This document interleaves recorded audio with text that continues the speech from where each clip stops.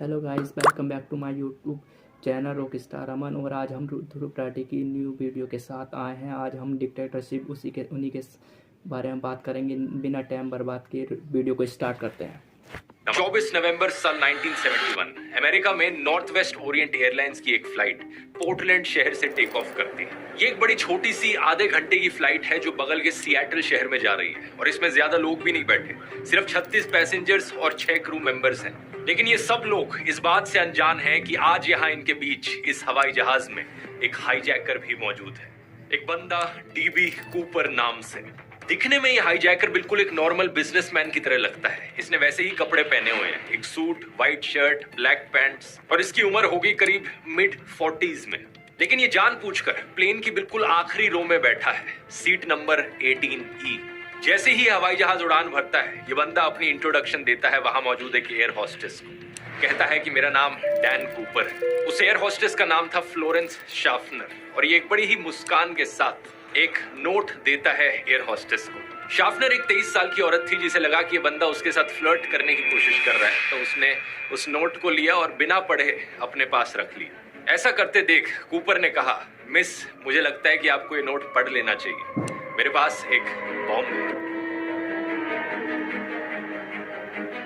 शाफनर ने जब उस नोट को खोला तो वहां बड़ी नीट हैंडराइटिंग में क्लियरली लिखा हुआ था, miss, I have a bomb in my briefcase and I want you to sit by me. Schaffner Cooper के साइड में चुपचाप बैठ जाती है, लेकिन उन्हें अभी भी यकीन नहीं था कि एक्चुअली में इसके पास बॉम्ब हो सकता है। तो कूपर अपना सूटकेस खोलकर सामने दिखाता है। कुछ लाल लाल से सिलेंडर्स, तारे और एक बड़ी सिलेंड्रिकल बैटरी रखी हुई थी सूटकेस में। इसमें कोई शक नहीं कि ये एक बॉम्ब ही है। कूपर अपनी डिमांड्स एयर होस्टेस के सामने रखता है। मुझे $2 लाख चाहिए आज शाम 5 बजे तक, वो भी कैश में। इस सारे कैश को एक बैग में रखकर मुझे देना, और साथ ही साथ 2 पीछे के पैराशूट्स और 2 आगे के पैराशूट्स मुझे चाहिए। जब हम लैंड करेंगे तो एक फ्यूल ट्रक तैयार रहना चाहिए रिफ्यूलिंग करने के लिए इस प्लेन की। Start investing with just 1 lakh and you could generate returns between 10 to 18% with और कुछ भी उटपटांग चीजें ट्राई मत करना, नहीं तो मैं इस पूरे हवाई जहाज को बम से उड़ा दूंगा। प्लेन में बैठे बाकी पैसेंजर्स को अभी भी ये सब पता नहीं था, और एयर होस्टेस शाफनर चाहती भी नहीं थी कि बाकी पैसेंजर्स को पता चले। वो चुपचाप से प्लेन की कॉकपिट में जाती हैं और कूपर का नोट प्लेन के पायलट्स को दिखाती है। एक दूसरी एयर होस्टेस टीना मकलो को भी ये बात बताई जाती है, और वो जाकर अब कूपर के साइड में बैठ जाती है। इन दोनों एयर होस्टेस की मदद से कूपर और प्लेन की कॉकपिट के बीच में कांटेक्ट मेंटेन रहता है। पायलट्स ये बात एयर ट्रैफिक कंट्रोलर को बताते हैं, और जल्द ही ये खबर पहुंच जाती है एयरलाइन के प्रेसिडेंट डोनाल्ड नायरोब के पास। वो यहाँ पर डिसीजन मेकर थे, और वो एक बड़ा ही इंटरेस्टिंग फैसला लेते हैं। कहते हैं कि कूपर को लेकर फुल कंप्लायंस दिखाई जाए। जो भी हाईजैकर कहने लग रहा है, हम उसकी सारी डिमांड्स पूरी करेंगे। FBI के साथ कोऑर्डिनेट करके वो एक सिएटल के बैंक के साथ बात करने लगते हैं पैसे अरेंज करने के लिए। बैंक के पास ऐसी इमरजेंसीज के लिए एक बड़ा पैसे का बंडल रखा था, और इस पैसे के बंडल में एक बड़ी खास बात भी थी। इसकी बात हम वीडियो में आगे करेंगे। लेकिन एक दूसरा सवाल यहाँ पर आपके मन में जरूर आ रहा होगा कि आखिर एयरलाइन के प्रेसिडेंट ने यह फैसला क्यों लिया कि हाईजैकर के साथ कोऑपरेट किया जाए। इसके पीछे कारण था रेपुटेशन। एयरलाइन के प्रेसिडेंट नहीं चाहते थे कि हाईजैक की खबर दुनिया भर में फैले और उनकी कंपनी को इसकी वजह से नुकसान हो। इसलिए इस मुद्दे को दबाए रखने के लिए वो हाईजैकर की डिमांड्स को पूरा करने के लिए तैयार थे। प्रॉब्लम बस यहाँ पर यह थी कि पैसे को अरेंज करने के लिए थोड़ा टाइम चाहिए था, लेकिन ये फ्लाइट सिर्फ आधे घंटे की होनी थी। तो पायलट्स को यहाँ पर कहा जाता है कि प्लेन को नीचे उतारने की जगह हवा में ही गोल गोल घुमाते रहो सिएटल के पास, जब तक हम जमीन पर पैसे का इंतजाम नहीं कर लेते। ये आधे घंटे की फ्लाइट धीरे धीरे 3 घंटे की फ्लाइट बन जाती है। पैसेंजर्स अभी भी इस बात से अनजान थे कि यहाँ पर क्या हो रहा है। फ्लाइट के पायलट्स ने अनाउंसमेंट करके बताया कि हम माइनर टेक्निकल डिफिकल्टीज फेस कर रहे हैं, जिसकी वजह से ये डिले हो रहा है। तो बाकी सभी पैसेंजर्स को यही लगता रहा। फाइनली जाकर 5:46 PM पर ये फ्लाइट लैंड करती है सिएटल के एयरपोर्ट पर। ऊपर की इंस्ट्रक्शंस के अनुसार प्लेन को मेन टर्मिनल की बिल्डिंग से दूर पार्क किया जाता है। सिर्फ एक एयरलाइन का रिप्रेजेंटेटिव प्लेन के पास आता है पैसे का बैग और पैराशूट्स लेकर। जब चारों पैराशूट्स और $2 लाख से भरा बैग कूपर को दे दिया गया, तो उसने इजाजत दी कि सभी पैसेंजर्स और फ्लाइट अटेंडेंट्स अब प्लेन छोड़कर जा सकते हैं, सिवाय टीना मकलो के। इस हवाई जहाज को इसके बाद प्लान के अनुसार रिफ्यूल किया जाता है और ये फ्लाइट दोबारा से उड़ान भरती है। इस बार प्लेन में सिर्फ पायलट्स बैठे हैं और उनके साथ कूपर और टीना। कूपर दोबारा से इंस्ट्रक्शंस देना शुरू करता है पायलट को कि कहां जाना है, किस स्पीड पर प्लेन को उड़ाना है और किस एंगल पर। वो कहता है कि प्लेन को मेक्सिको सिटी की ओर लेकर जाओ और हवा में 10,000 फीट की हाइट पर प्लेन को उड़ाना। विंग्स की जो पोजीशन है वो 15 डिग्री पर होनी चाहिए और प्लेन की स्पीड जितनी धीरे हो सके उतनी धीरे होनी चाहिए। पायलट्स कूपर को बताते हैं कि अगर हम इन कॉन्फ़िगरेशंस के साथ उड़ेंगे तो हम कभी मेक्सिको सिटी पहुंच ही नहीं पाएंगे क्योंकि इतना फ्यूल ही नहीं है प्लेन में। लेकिन कूपर को इसकी कोई चिंता नहीं थी। कूपर ने कहा जैसा मैंने कहा है वैसे ही उड़ते रहो। अब आगे जो होता है दोस्तों वो बिल्कुल अनबिलीवेबल है, किसी फिल्मी कहानी से कम नहीं है। कूपर टीना को कहता है कि वो कॉकपिट में चली जाए और दरवाजा बंद कर ले। प्लेन के पूरे पीछे वाले हिस्से में कूपर इकलौता इंसान बचता है। ये अपने पैराशूट्स निकालकर तैयारी करता है डाइव करने की। कुछ ही मिनटों बाद कॉकपिट में एक वार्निंग लाइट फ्लैश करती है, ये इंडिकेट करते हुए कि प्लेन में पीछे का स्टेयरकेस डिप्लॉय किया जा चुका है। ये उस जमाने की इस प्लेन की बड़ी खास बात थी। बोइंग 727 प्लेन्स में एक पीछे का आफ्ट स्टेयरकेस होता था। फोटोज में आप देख सकते हैं कि किस तरीके से पीछे से एक सीढ़ियां बाहर आती थी प्लेन की। कूपर ने इन्हीं सीढ़ियों को खोला और पैराशूट्स और पैसे के साथ बाहर छलांग मार दी।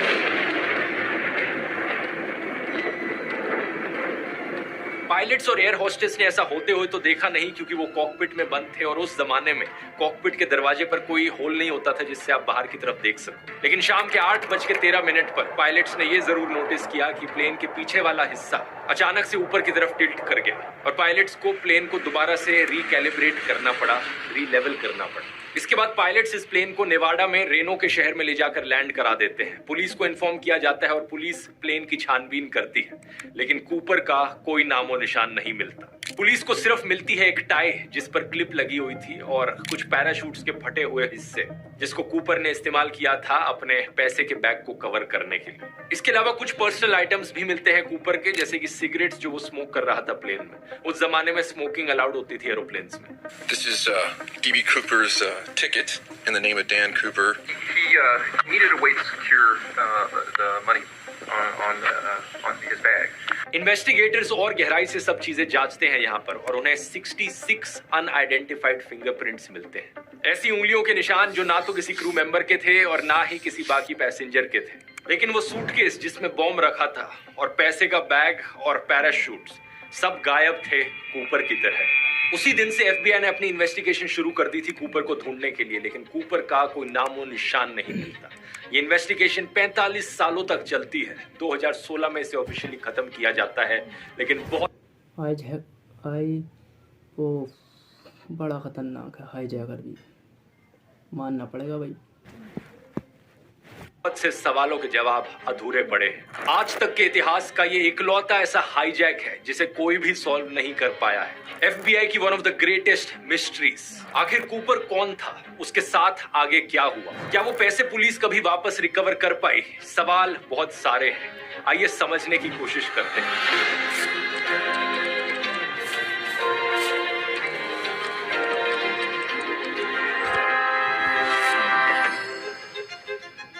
इस पूरे इंसिडेंट के बारे में दोस्तों दो चीजें बड़ी इंटरेस्टिंग है। पहला तो ये कि इस पूरे हाईजैक के दौरान बाकी किसी भी पैसेंजर को पता तक नहीं चला कि उनका प्लेन हाईजैक हुआ था। ना ही कोई यहाँ पर मारा गया और ना ही किसी को चोट पहुंची इस हाईजैक में। इसका क्रेडिट कई लोग अक्सर टीना मकलो को देते हैं, हीरो बुलाते हैं उन्हें इस पूरे हाईजैक का, क्योंकि उन्होंने ये इंश्योर किया कि कूपर यहाँ पर कामली काम करता रहे, उसकी बातें सुनी जाएं और कभी भी यहाँ पर कोई पैनिक की सिचुएशन ना क्रिएट हो जिसमें हल्ला मच जाए या किसी को चोट पहुंचे। प्लेन के को पायलट राटा स्काक का बाद में कहना था कि शी वाज सो काम एंड कूल एंड कलेक्टेड। मैं इमेजिन नहीं कर सकता कि कोई भी और इंसान इससे बेटर तरीके से बिहेव कर पाता अगर आपके साइड में कोई ऐसा क्रिमिनल बंदा बैठा था तो। दूसरी चीज जो इंटरेस्टिंग है वो है डीबी कूपर का नाम। जैसे मैंने आपको शुरू में बताया था, उस बंदे का नाम एक्चुअली में डैन कूपर था, लेकिन आज के दिन ज्यादातर लोग इसे मिस्ट्री ऑफ डीबी कूपर करके पुकारते हैं। ये डैन डीबी कैसे बन गया, इसके पीछे गलती है एक न्यूज रिपोर्टर की। उस समय एक रिपोर्टर थे जेम्स लॉन्ग नाम से, जो अपनी डेडलाइन मीट करने में लेट हो रहे थे, तो जल्दी जल्दी में अपने पुलिस सोर्स से बात करते वक्त उन्होंने इस नाम को गलत सुन लिया। पुलिस वाले ने वहां पर कहा था कि इस हाईजैकर का नाम डैन कूपर है, लेकिन इस रिपोर्टर ने डीबी कूपर सुन लिया और वही चीज अपनी खबरों में सुना दी।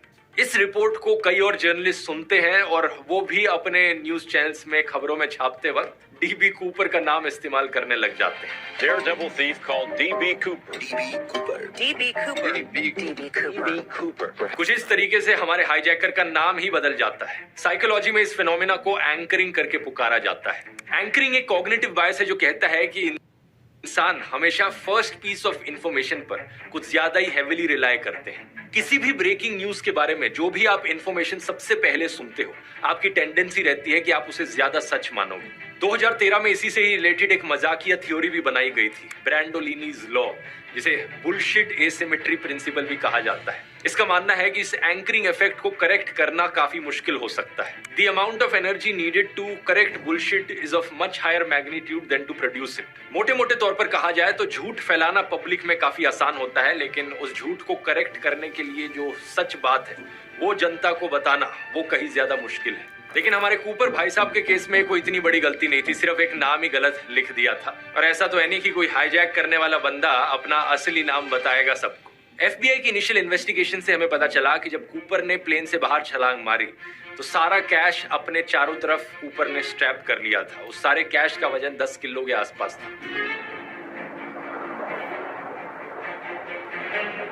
2 पैराशूट्स कूपर लेकर कूदा, एक आगे एक पीछे। और कूपर ने जो छलांग मारी वो किस एरिया में थी इसका भी अंदाजा पुलिस के पास मौजूद था। वॉशिंगटन स्टेट के साउथ वेस्ट इलाके के ऊपर ये छलांग लगाई गई। नीचे मौजूद थे बड़े ढेर सारे पाइन फॉरेस्ट, लेक्स और बड़े बड़े कैनियंस जहां पर भालू रहते थे। इसलिए शुरुआत में तो इन्वेस्टिगेटर्स ने कहा कि कोई चांस ही नहीं है कि कूपर जिंदा बच पाया होगा। 10,000 फीट की हाइट से छलांग मारना, वो भी पिच डार्कनेस में, पूरा अंधेरा था उस समय पर, रात के 8 बजे। दूसरा, कूपर ने जो 10,000 फीट काफी हो गई। मुझे तो लगता नहीं, मुझे तो आप बताइए, कमेंट में बताना आप कैसे कपड़े पहन रखे थे, वो बिल्कुल भी सूटेबल नहीं थे छलांग के लिए। पैंट और शर्ट में छलांग मारना जब बारिश होने लग रही थी बाहर, भारी काले काले बादल मौजूद थे, वो भी 5,000 फीट की हाइट पर, यानी कि कूपर को नीचे गिरते वक्त कुछ नीचे दिख नहीं रहा होगा।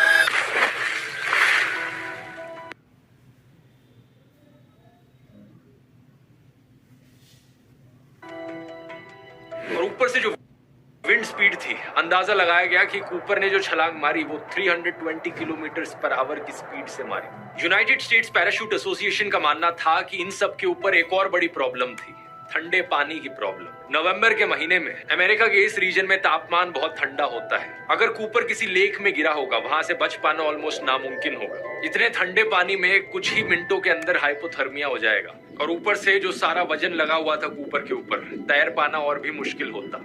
पर इन सब चीजों के बावजूद कुछ ऐसे कारण बाद में निकल कर आए जो सोचने पर मजबूर कर देते हैं कि शायद कूपर ने इस छलांग को सरवाइव कर लिया होगा। ये कारण थे कि कूपर के इंसिडेंट के बाद कई सारे सिमिलर इंसिडेंट्स देखने को मिले। जब कूपर की हाईजैकिंग की खबर पूरे देश भर में फैली तो बहुत से और हाईजैकर्स ने यही तरकीबें अपनाने की सोची। कम से कम 5 लोगों ने सेम कॉपी कैट हाईजैकिंग्स करी, और ये सभी के सभी 5 लोग प्लेन से छलांग मारने के बाद सरवाइव भी कर गए। इनमें से एक थे मार्टिन मैकनैली, जिन्होंने एक प्लेन हाईजैक किया 24 जून 1972 को। बिल्कुल सेम मोडस ऑपरेंडी यहाँ पर चलाया, $5 लाख की रकम मांगी। प्लेन जब हवा में उड़ा तो पैराशूट लेकर कूपर की तरह प्लेन से छलांग मार दी। मैकनैली के केस में प्लेन की स्पीड 400 से 500 किलोमीटर पर आवर थी जब उन्होंने छलांग मारी, और ये दुगनी स्पीड थी कूपर की डाइव के कंपैरिजन में। लेकिन फिर भी मैकनैली अपनी जंप को सरवाइव कर गए, सिर्फ एक रिजर्व पैराशूट का इस्तेमाल करके। दूसरा ऐसा ही एक और हाईजैक किया गया जनवरी 1972 में रिचर्ड लापॉइंट के द्वारा। उन्होंने तो जनवरी के महीने में सिमिलर कपड़े पहन के छलांग मारी और स्नो में सेफ लैंडिंग भी कर ली। वो अलग बात है कि ये दोनों हाईजैकर्स बाद में पुलिस के द्वारा पकड़े गए, इसलिए हम इनकी कहानियां जानते हैं। लेकिन FBI ने सोचा कि अगर ये लोग छलांग मार सकते हैं कूपर से ज्यादा बदतर कंडीशंस में और सरवाइव कर सकते हैं, तो ये बिल्कुल पॉसिबल है कि डीबी कूपर भी सरवाइव कर गया हो उस रात। स्पेशली अगर आप इस चीज को कंसीडर करोगे कि टीना मकलो ने कूपर को जब पैराशूट्स दिए, उन पर इंस्ट्रक्शंस लिखी थी कि कैसे उन्हें इस्तेमाल करना है, लेकिन कूपर ने टीना को कहा था कि उसे इंस्ट्रक्शंस पढ़ने की जरूरत नहीं, उसे इन्हें यूज करना आता है। तो अब क्योंकि FBI वाले ये अज्यूम करने लगे कि कूपर जिंदा हो सकता है, तो अगला काम उनका था कि उस जगह की तलाशी लेना जहां पर उसने जंप मारी थी। एक्चुअली उन सारे जंगलों में सर्च करना तो पुलिस ने हाईजैक के अगले दिन से ही शुरू कर दिया था। पुलिस ढूंढ रही थी कि कोई बॉडी मिले या पैराशूट का फटा हुआ टुकड़ा मिले या फिर कोई $20 का बिल मिले। वीडियो के शुरू में मैंने आपको बताया था कि जो पैसे कूपर को दिए गए उनमें कुछ खास बात थी। खास बात ये थी कि ये सारे के सारे $20 के बिल्स थे। 10,000 नोट्स, $20 के बिल, तभी $2 लाख हो गया। और इन सभी नोट्स पर जो सीरियल नंबर्स लिखे हुए थे, बैंक ने इन्हें नोट डाउन कर रखा था।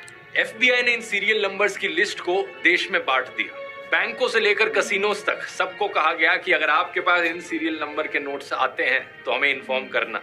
लेकिन इन्वेस्टिगेटर्स के लिए कूपर को ढूंढना बड़ा मुश्किल हो रहा था, क्योंकि सर्च एरिया एग्जैक्टली कहां पर ड्रॉ किया जाए। बहुत सारे वेरिएबल्स थे यहाँ पर। प्लेन जब उस दिन उड़ रहा था तो विंड स्पीड क्या थी, इतना अंधेरा था, एग्जैक्ट लोकेशन क्या थी प्लेन की जब कूपर ने छलांग मारी, छलांग मारने के बाद किस हाइट पर कूपर ने अपना पैराशूट खोला होगा और किन किन डायरेक्शंस में वो पैराशूट जा सकता होगा। इन्वेस्टिगेटर्स का बेस्ट एस्टिमेट था कि वो कहीं ना कहीं वॉशिंगटन स्टेट में लेक मर्विन के पास लैंड किया होगा। FBI ने फिर एक प्रैक्टिकल एक्सपेरिमेंट भी किया।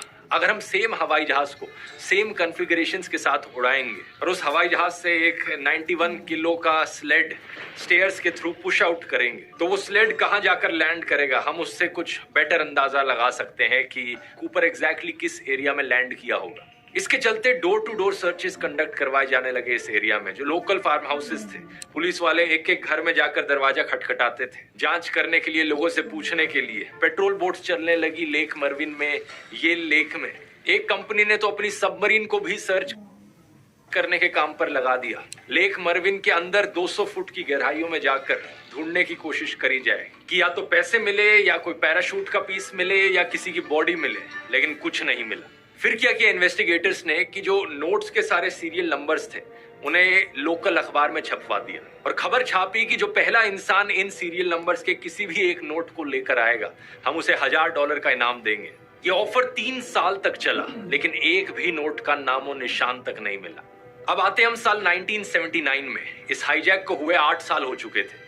अचानक से एक पायलट FBI को कांटेक्ट करता है। इसका नाम था टॉम बोहन और ये कॉन्टिनेंटल एयरलाइंस के लिए काम करता था। उस रात जब हाईजैक हुआ, कूपर के हवाई जहाज से 4 मिनट पीछे और 4000 फीट ऊपर एक और हवाई जहाज उड़ रहा था, जिसे टॉम उड़ा रहे थे। टॉम का कहना था कि उस रात जो तूफान आया, उन्होंने अपने पूरे करियर में इतना भयंकर तूफान आज तक नहीं देखा था। उन्होंने बताया कि FBI ने जो अपनी कैलकुलेशंस करी है कूपर की ड्रॉप जोन को लेकर, वो 80 डिग्री से गलत है। क्योंकि वो उस रात प्लेन में मौजूद थे, उन्हें बेहतर अंदाजा है कि कूपर एक्चुअली में लैंड कहां किया होगा। उन्होंने FBI को बताया कि सर्च एक्चुअली में हमें वॉशुगल रिवर के ड्रेनेज एरिया के पास करनी चाहिए। कुछ ही महीने बाद टॉम का ये शक सही साबित होता है। एक 8 साल के बच्चे को कोलंबिया नदी के किनारे पर $20 के कुछ नोट्स पड़े हुए मिलते हैं। ये सभी नोट्स $20 के थे और कुछ की गड्डियां बनी हुई थी जिन्हें रबर बैंड से टाई किया गया।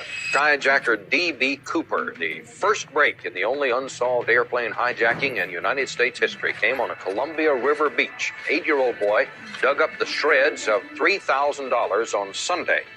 जैसे ही पुलिस ने इन नोट्स के सीरियल नंबर्स को देखा, ये बात इमीडिएटली कंफर्म हो गई कि वही पैसा था जो इतने साल पहले कूपर को दिया गया था। इस जगह के आसपास फिर से सर्च करने की कोशिश करी जाती है, लेकिन ज्यादा पैसा मिलता नहीं है। कुल मिलाकर सिर्फ $5,800 मिलते हैं। और टॉम की जो हाइपोथेसिस थी कि कूपर इस एरिया में लैंड किया होगा, वो सच प्रूव होती है। टॉम ने कहा था कि कूपर वॉशुगल नदी के आसपास कहीं लैंड किया होगा और ये जो पैसे पाए गए थे डाउनस्ट्रीम पाए गए थे सेम ही नदी के। FBI ने उस एरिया में इसके बाद बहुत सर्च करने की कोशिश करी, इस उम्मीद में कि कोई बॉडी मिले या पैराशूट के कुछ फटे हुए हिस्से मिले, लेकिन कुछ नहीं मिला। FBI एजेंट रिचर्ड टोसो का मानना था कि कूपर उस रात इस नदी के ठंडे पानी में डूबकर मर गया होगा। एक बड़ा ही इंटरेस्टिंग फैक्ट यहाँ पर, जिस 8 साल के बच्चे को ये नोट्स पड़े हुए मिले थे, उसे इनाम के तौर पर कुछ पोर्शंस इन्हीं नोट्स का दिया गया। और साल 2008 में जब वो बच्चा बड़ा हुआ तो उसने 15 नोट्स को बेचा, ऑक्शन किया ऑनलाइन, और इन $20 नोट्स के बदले उसे $37,000 मिले। क्योंकि कूपर का केस दुनिया भर में इतना पॉपुलर हो चुका था कि लोग इन नोटों को पाने के लिए इतने सारे पैसे देने को तैयार थे। एक बहुत बड़ा सवाल यहाँ पर यह भी उठता है कि चलो प्लेन से कूदने के बाद कूपर के साथ जो भी हुआ हो, लेकिन ये कूपर एक्चुअली में था कौन?